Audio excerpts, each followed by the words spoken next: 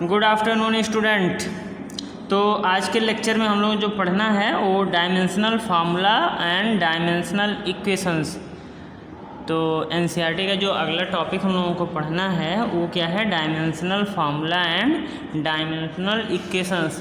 तो बेटा देखो, हम लोग बात किए थे लास्ट टाइम पे, बात किया गया था कि फिजिकल क्वांटिटी दो तरह की होती हैं। एक तो फंडामेंटल फिजिकल क्वांटिटी होती है, दूसरा डिराइव्ड फिजिकल क्वांटिटी होती है। असली में फंडामेंटल फिजिकल क्वांटिटी वो क्वांटिटी होती हैं जिनका सेल्फ का एग्जिस्टेंस होता है। और कितने टोटल नंबर ऑफ क्वांटिटी होती हैं, देखिए जो फंडामेंटल फिजिकल क्वांटिटी होते हैं, फंडामेंटल फिजिकल क्वांटिटी ये कितने होते हैं, ये होते हैं 7। ये फंडामेंटल फिजिकल क्वांटिटी 7 होते हैं। पहला तो होता है लेंथ, ये लेंथ हो गया। अब देखिए लेंथ को हम लोग एक सिंबल से रिप्रेजेंट करें तो लिखेंगे, इसको एल लिखेंगे। और इसकी यूनिट की बात करें तो ये यूनिट क्या हो जाएगी, इसकी यूनिट हो जाएगी मीटर। यूनिट की बात करें तो इसकी यूनिट हो जाएगी मीटर। और दूसरा देखें मास भी एक फंडामेंटल फिजिकल क्वांटिटी होती है। मास को रिप्रेजेंट करें तो यम हो जाएगा, इसकी यूनिट होती है किलोग्राम। ऐसे ही दूसरी क्वांटिटी की, तीसरी क्वांटिटी की बात करें तो बेटा एक टाइम ले सकते हैं। टाइम आप लोग जानते हो, इसको रिप्रेजेंट कर दें टी से, जिसकी यूनिट क्या होती है, सेकंड होती है। और क्या ले सकते हैं बेटा, इसके बाद एक अगला क्वांटिटी और आप ले सकते हो, टेम्परेचर। तो देखिए टेम्परेचर भी एक फंडामेंटल फिजिकल क्वांटिटी होती है। अब इसको भी रिप्रेजेंट करें, कैसे रिप्रेजेंट करें, इसको रिप्रेजेंट कर लें हम लोग थीटा से। कैसे रिप्रेजेंट करें, थीटा से। और इसकी जो यूनिट होती है बेटा, MKS यूनिट या SI यूनिट जो होती है केल्विन होती है। ठीक है, चलिए इसके बाद फिफ्थ क्वांटिटी जो हम लोग बात करते हैं वो होता है इलेक्ट्रिक करंट की। इलेक्ट्रिक करंट किसकी बात होती करें, इलेक्ट्रिक करंट। अब इसकी जो रिप्रेजेंटेशन होता है जनरली आई से रिप्रेजेंट करते हैं, लेकिन हम लोग इस डायमेंशन फार्मूला में इसके यूनिट से इसको रिप्रेजेंट करेंगे, एम्पियर। इसकी यूनिट होती है एम्पियर। तो इसको हम लोग एम्पियर के पहले लेटर ए से रिप्रेजेंट करेंगे। किससे रिप्रेजेंट करेंगे बेटा, एम्पियर का जो पहला लेटर ए है उससे रिप्रेजेंट करेंगे। किसको, इलेक्ट्रिक करंट के डायमेंशन को। अब देखिए छठा जो हम लोग 6 वाला क्वेश्चन है, इसको बोलते हैं बेटा ल्यूमिनस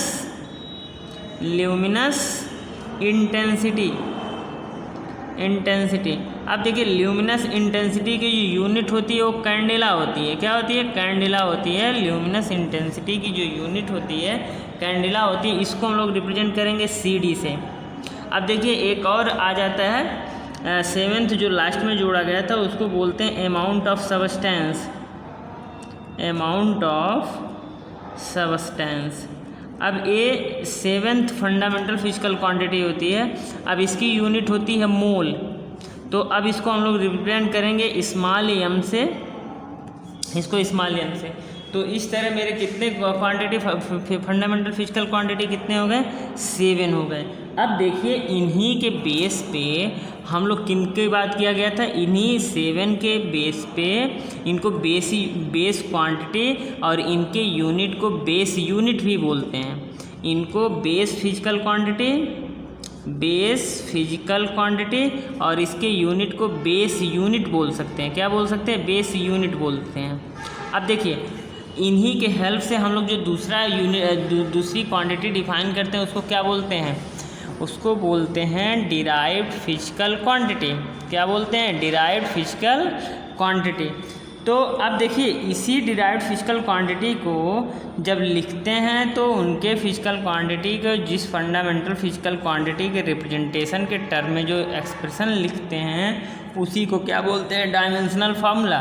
तो हम लोग क्या डिफिनीशन बना सकते हैं कि the set of representation of derived physical quantity with the help of fundamental physical quantity is called dimensional formula and the expression is called dimensional equation। तो क्या लिख सकते हैं, the symbolic representation symbolic representation of derived physical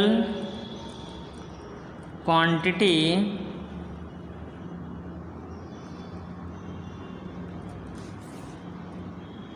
in terms of, किसके term में बेटा, in terms of fundamental physical quantity, fundamental physical quantity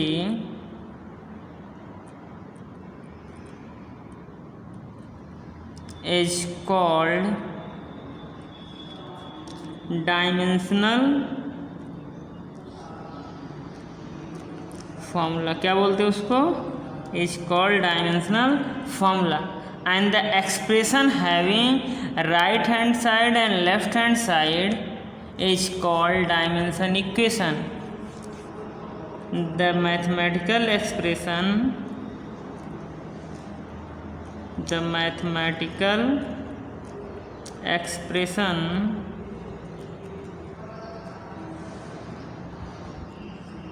representing a equation, representing an equation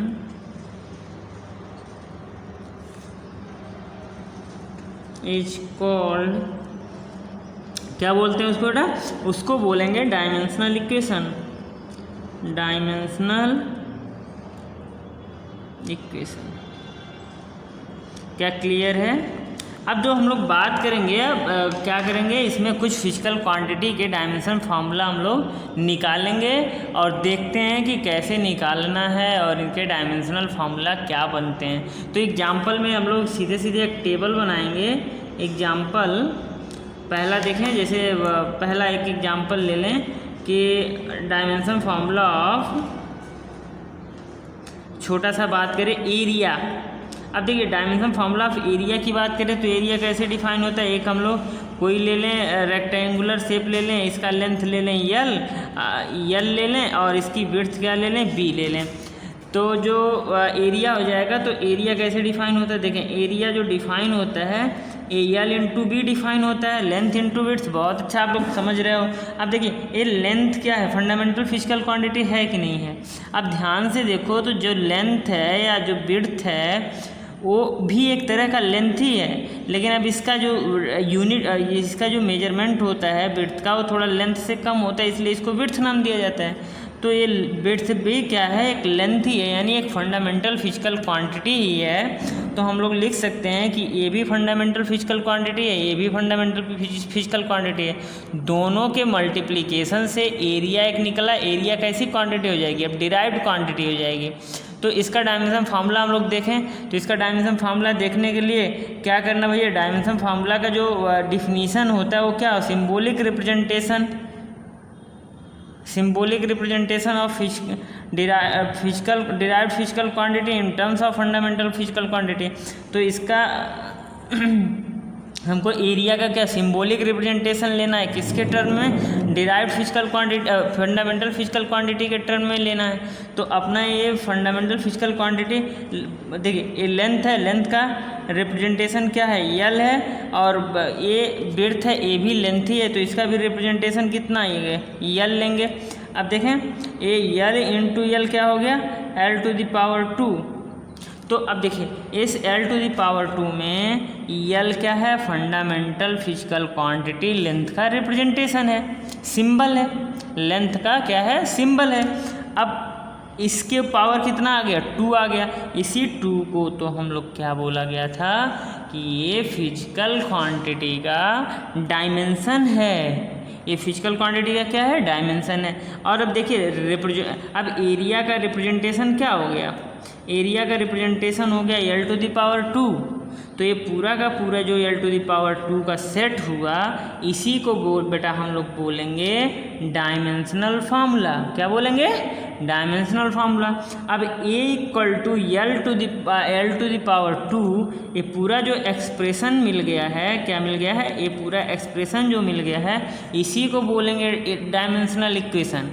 किसी को बोलेंगे डायमेंशनल इक्वेशन। तो ऐसे ही जितने भी क्वांटिटी होंगी उनका हम लोग एक रिप्रेजेंटेशन लिखेंगे, सिंबॉलिक रिप्रेजेंटेशन।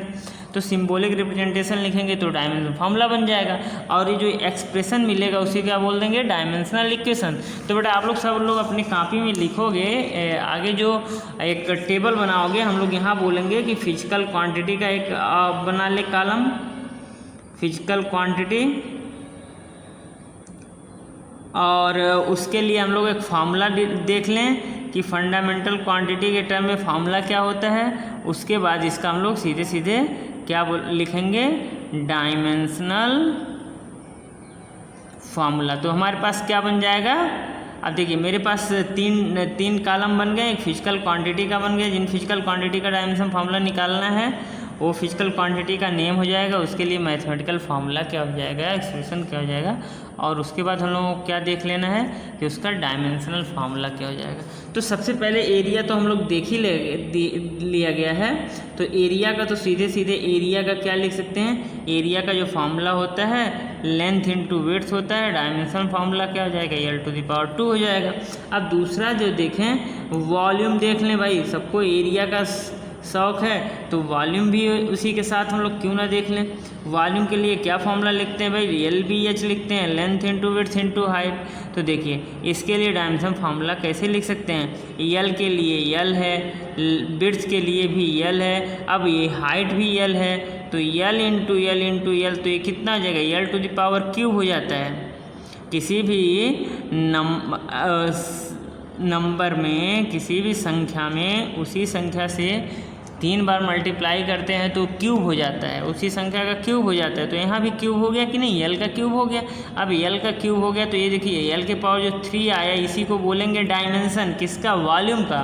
और पूरा L⁻³ का जो सेट बना उसको क्या बोलेंगे, डायमेंशनल फार्मूला बोलेंगे। क्या बोलेंगे, डायमेंशनल फार्मूला।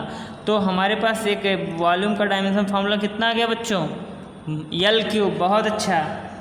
अब देखिए इसके बाद हम लोग छोटा सा और एक वॉल्यूम के बाद हम लोग देखें स्पीड की, स्पीड की देख लें या वेलोसिटी की देख लें, एक ही चीज़ होगा।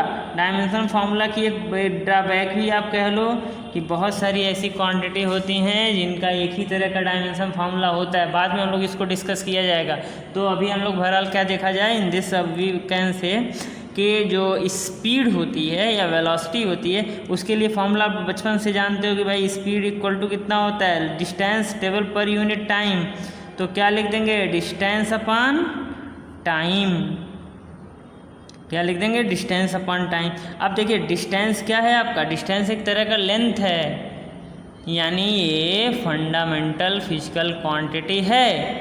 तो फंडामेंटल फिजिकल क्वांटिटी के रिप्रेजेंटेशन के लिए हम लोग क्या लेते हैं बेटा, L लेते हैं। और टाइम क्या है, ये भी फंडामेंटल फिजिकल क्वांटिटी है, तो इसको क्या लेंगे, इसको हम लोग लेंगे T। तो ये क्या हो गया, ये बेटा देखो T ऊपर जाएगा, न्यूमरेटर में जाएगा तो कितना हो जाएगा, L⁻⁻1।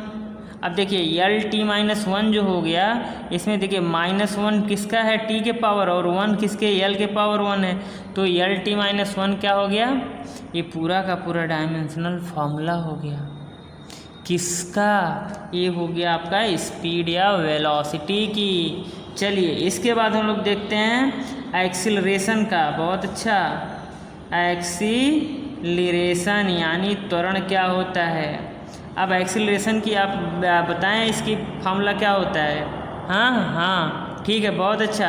ये एक्सीलरेशन इक्वल टू होता है rate of change of velocity. बहुत अच्छा बताया आपने, यानी ΔV/ΔT क्या लिखते हैं, change in velocity, change in velocity और डिवाइडेड बाय क्या, change in time. Very good, change in time. आप लोग ऐसे रिस्पांस दो तो change in velocity upon change in time.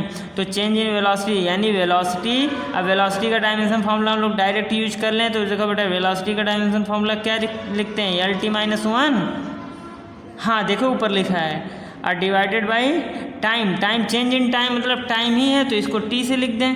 तो ये कितना हो जाएगा, ये वाला ऊपर जाएगा तो कितना आ जाएगा, L⁻⁻1 पहले से था, एक ऊपर जाएगा तो ये -1 और हो जाएगा। क्या हो जाएगा ये, L⁻⁻2। क्लियर। हाँ, तो अब हम लोग पूछें कि एक्सीलरेशन की डायमेंशन फार्मूला क्या हो जाएगा, तो आप बोलोगे LT-2 हो गया। ठीक है। अच्छा, और क्वांटिटी आपके, आप देखिए हम लोग एक छोटा सा बात करें डेंसिटी का नाम सुने हो आप लोग, कैसे डिफाइन होता है, कोई बताए। हाँ, क्या होता है, बहुत अच्छा। डेंसिटी इक्वल टू होता है मास पर यूनिट वॉल्यूम, मास पर यूनिट वॉल्यूम। अब मास क्या है आपका, फंडामेंटल फिजिकल क्वांटिटी है, तो अब फंडामेंटल फिजिकल क्वांटिटी में मास को कैसे रिप्रेजेंट करते हैं, देखो बेटा मास यहाँ देखो कि मास कैसे रिप्रेजेंट किया है, m से, तो मास को m से लिखें, और वॉल्यूम का लोग डायमेंशन फार्मूला निकाले हो ना, L/3, तो यहाँ रख देंगे L3, तो ये पूरा देखो ये ऊपर जाएगा तो क्या हो जाएगा ml-3। क्लियर है। हाँ, क्या पूछ रहे हैं, नहीं हाँ बेटा ये ध्यान देखो, ये जो हम लोग डायमेंशन फार्मूला लिखते हैं ना, ये हमेशा इस तरह के ब्रैकेट में लिखेंगे। ठीक है, ये इसका यूनिवर्सल रिप्रेजेंटेशन है कि जब भी डायमेंशन फार्मूला हम लोग लिखेंगे तो बड़े ब्रैकेट में लिखेंगे। हाँ, कोई डाउट, तो आगे बढ़ें। ठीक है, देखिए अगला जो क्वांटिटी है फोर्स की, फोर्स कैसे डिफाइन होता है। अच्छा, फोर्स कैसे डिफाइन होता है कि फोर्स जो डिफाइन होता है F is equal to mass into acceleration. कैसे डिफाइन होता है, मास इंटू एक्सीलरेशन। और मास का रिप्रेजेंटेशन हम लोग देखो फंडामेंटल फिजिकल क्वांटिटी है तो m से लिख दिया।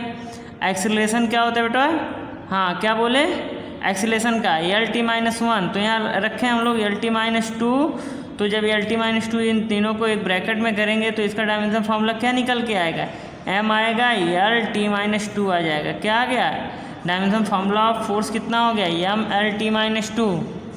बहुत अच्छा, आगे देखें, इसके बाद फोर्स आ गया। ऐसे ही हम लोग एक, अब देखिए प्रेशर आप लोग पढ़ के आए होगे, प्रेशर कैसे डिफाइन होता है। अगला क्वांटिटी हम लोग प्रेशर की देखा जाए तो प्रेशर P इक्वल टू होता है force per unit area. Force per unit area, force का रिप्रेजेंट करें F से, एरिया A से, तो इसका फार्मूला क्या हो जाता है F/F। डायमेंशन फार्मूला इसका निकालेंगे। देखो डायमेंशन फार्मूला निकालने का आसान तरीका है कि फोर्स का डायमेंशन फार्मूला हमको पता है, क्या है, mL-T-2 पता है, और एरिया का पहले ही आप निकाल चुके हैं, कितना होता है एरिया का। देखिए यहाँ एरिया का डायमेंशन फार्मूला L पे 2 है ना, तो यहाँ रख दो L2। अब देखो इसको सॉल्व करोगे, डिनोमिनेटर से जब न्यूमरेटर में जाएगा तो ये क्या हो जाएगा, -2 हो जाएगा, ये +1 है तो एक सब्ट्रैक्ट हो जाएगा तो -1 हो जाएगा, और T-2 एज इट इज रहेगा। तो क्या हो गया डायमेंशन फार्मूला इसका, mL-1T-2। हम देखें ऐसे अगला एक क्वांटिटी हम लोग लिख सकते हैं। अब प्रेशर निकल गया, एक और आसान सा देखें, सरफेस टेंशन। बेटा आप पढ़ोगे लास्ट चैप्टर में एक सरफेस टेंशन लोगों करके एक चैप्टर है। असलियत में सरफेस टेंशन क्या होता है, किसी लिक्विड की वो प्रॉपर्टी होती है जिसकी वजह से उसका फ्री सरफेस, जो ऊपर वाला लिक्विड के ऊपर वाला सरफेस जो एयर के कांटेक्ट में होता है वो हमेशा कर्व्ड होता है। कैसा होता है, कर्व टाइप का, स्ट्रेच मेम्ब्रेन की तरह बिहेव करता है। तो इसका जो प्रॉपर्टी होता है उसी को बोलते हैं सरफेस टेंशन। किसी लिक्विड की वो प्रॉपर्टी जिसकी वजह से उसका अपर वाला surface behaves as a stretch membrane called surface tension. और इसका जो मैथमेटिकल फार्मूला हम लोग रिप्रेजेंट करते हैं T = फोर्स बाय लेंथ। आपको पढ़ना है, पूरा डिटेल पढ़ना है इसके बारे में। तो अब देखिए इसका डायमेंशन फार्मूला हम लोग निकालना सीखें तो फोर्स का डायमेंशन फार्मूला होता है mL-T-2, और लेंथ का क्या होता है, L होता है। तो L जब ऊपर जाएगा न्यूमरेटर में जाएगा तो L कैंसिल आउट हो जाएगा, तो सीधे क्या हो जाएगा mT-2। क्लियर है। अच्छा, और देखें इसके बाद हम लोग वर्क डन का देख लें।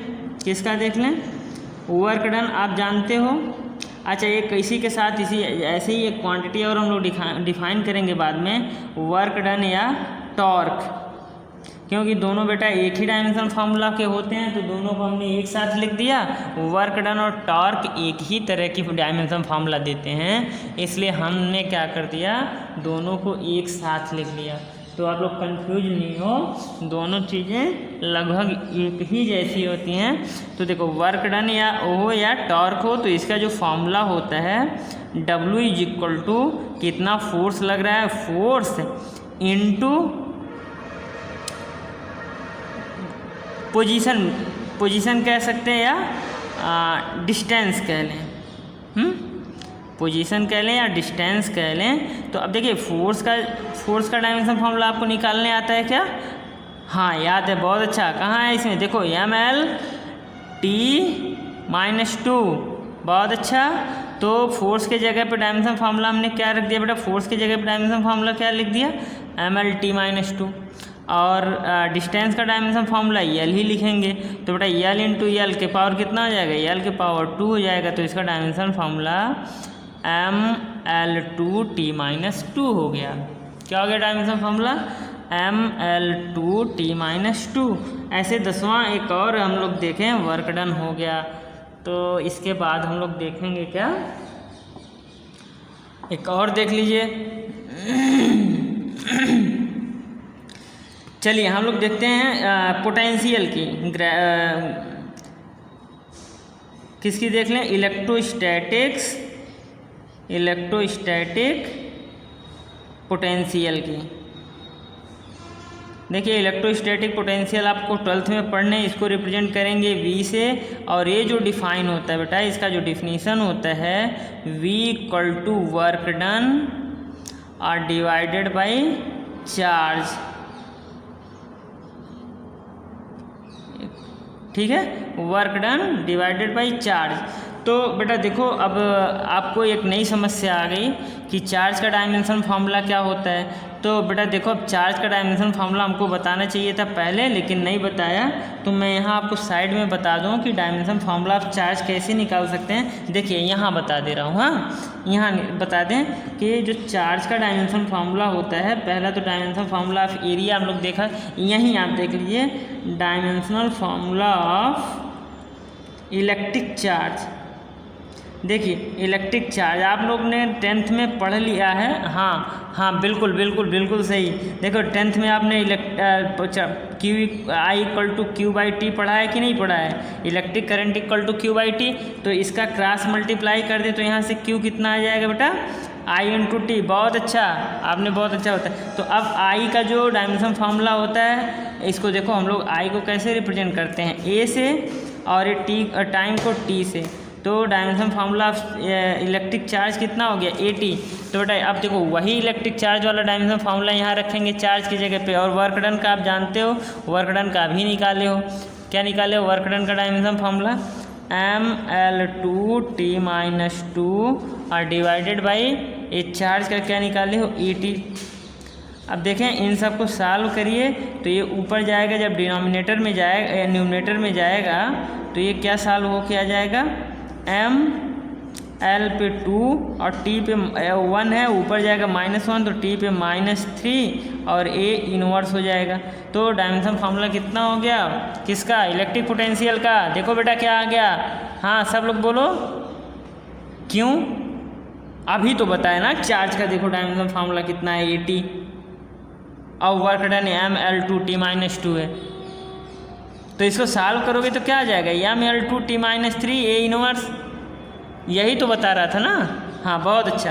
अब देखो और, अच्छा चलो इलेक्ट्रोस्टैटिक पोटेंशियल जान गया ना। तो अब बताओ रेजिस्टेंस का बताइए।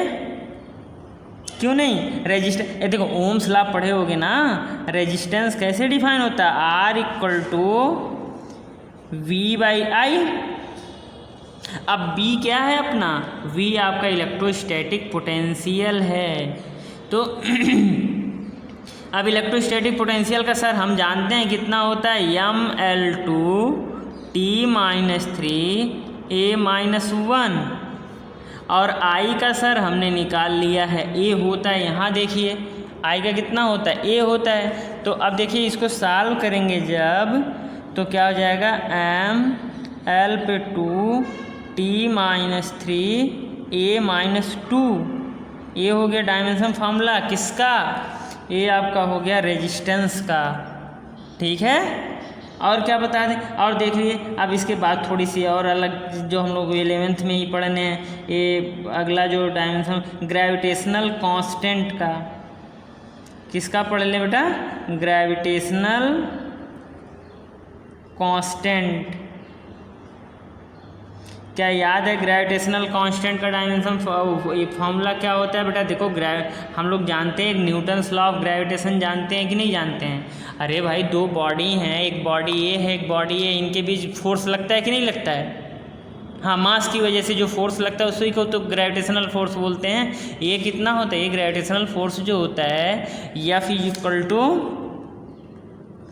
G times M1 M2 by, हाँ, डिस्टेंस स्क्वायर R स्क्वायर होता है। अब G निकालना है तो इसका क्रॉस मल्टीप्लाई कर लें तो यहाँ से G इक्वल टू कितना हो जाएगा? F R square by M1 M2। तो बेटा देखो, एक तो हम लोग यहीं से अब सॉल्व करना है, क्योंकि फोर्स का डायमेंशन फार्मूला हमको पता है। क्या होता है फोर्स का डायमेंशन फार्मूला? देखो कहीं लिखा है, इसमें यहाँ लिखा है ना MLT-2 और डिस्टेंस का, अब देखो डिस्टेंस का तो हम लोग L ही लिखेंगे, R स्क्वायर है, R डिस्टेंस है तो L लिखेंगे, तो L पे 2 लिख देंगे क्योंकि R स्क्वायर है, और divided by mass into mass है तो M इंटू M2 हो जाएगा। अरे मास इंटू मास है ना, तो दोनों का M करेंगे तो M2 नहीं हो जाएगा? हाँ, तो ये क्या हो गया? अब देखो ये एक M से एक M कैंसिल आउट हो जाएगा, तो ऊपर जाएगा तो क्या हो जाएगा? M-1 L क्यूब और T-2। तो डायमेंशन फार्मूला कितना हो गया? M-1 L cube T-2। ऐसे देखिए, ऐसे ही, हाँ, ग्रेविटेशनल, अरे उसको ग्रेविटेशनल एक्सीलरेशन बोलते हैं, स्मॉल जी। अब भाई एक्सीलरेशन कोई भी हो तो एक ही होगा, चाहे एक्सीलरेशन हो या ग्रेविटेशनल एक्सीलरेशन हो, दोनों का डायमेंशन फार्मूला हाँ एक ही आएगा, जी। और ग्रेविटेशनल एक्सीलरेशन दोनों का डायमेंशन फार्मूला एक ही आएगा। कितना आएगा? LT-2। क्या तकलीफ है?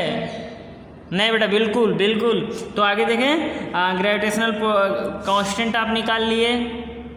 ऐसे हम लोगों को पढ़ना है एक इलास्टिक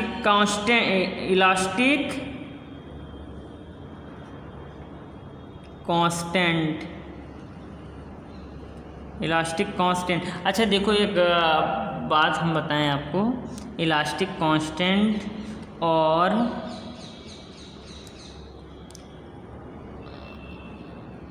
इलास्टिक कांस्टेंट रख लें, या मॉडुलस ऑफ इलास्टिसिटी भी, ये सब एक ही नाम के हैं। अब देखिए, ऐसे ही जब प्रेशर हम लोग निकाले हैं ना, प्रेशर हो और स्ट्रेस हो,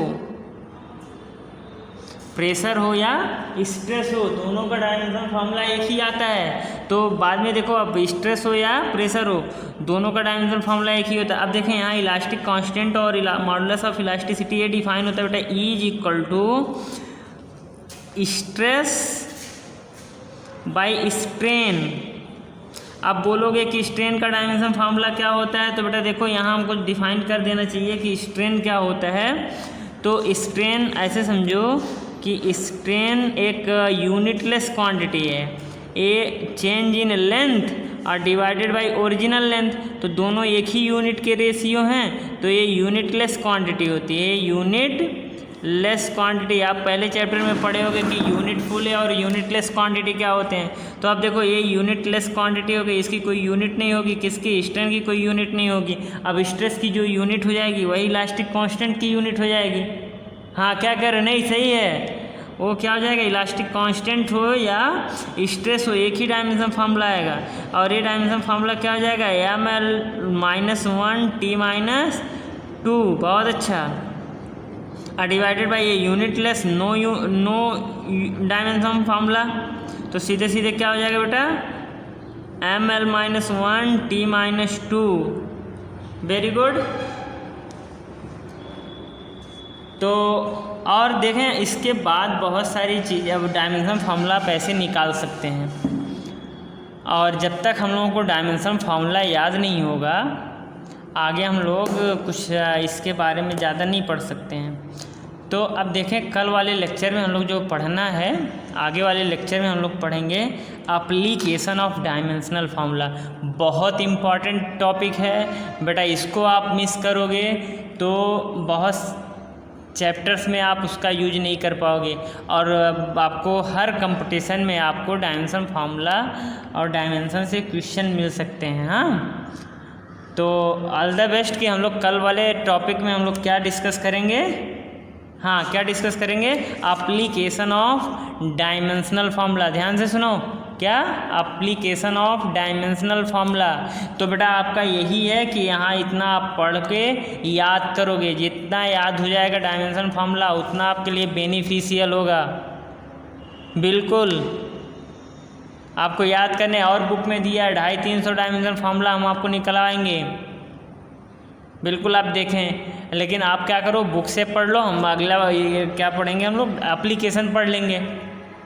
नहीं, एप्लीकेशन जब पढ़ लेंगे तो हम लोगों को ज़्यादा क्लियर हो जाएगी और धीरे धीरे हर चैप्टर में नए नए क्वांटिटी आते रहेंगे और डायमेंशन फार्मूला हम लोग उसका पढ़ते रहेंगे। मेथड ऐसे ही है बेटा, फार्मूला आपको निकाल लेने हैं, फार्मूला निकालने के बाद क्या करना है, उसको रिप्रेजेंट कर देने हैं। हाँ, तो जब हम लोग रिप्रेजेंट कर देंगे तो क्या निकल जाएगा, उसका डायमेंशन फार्मूला निकल जाएगा। क्लियर? ओके।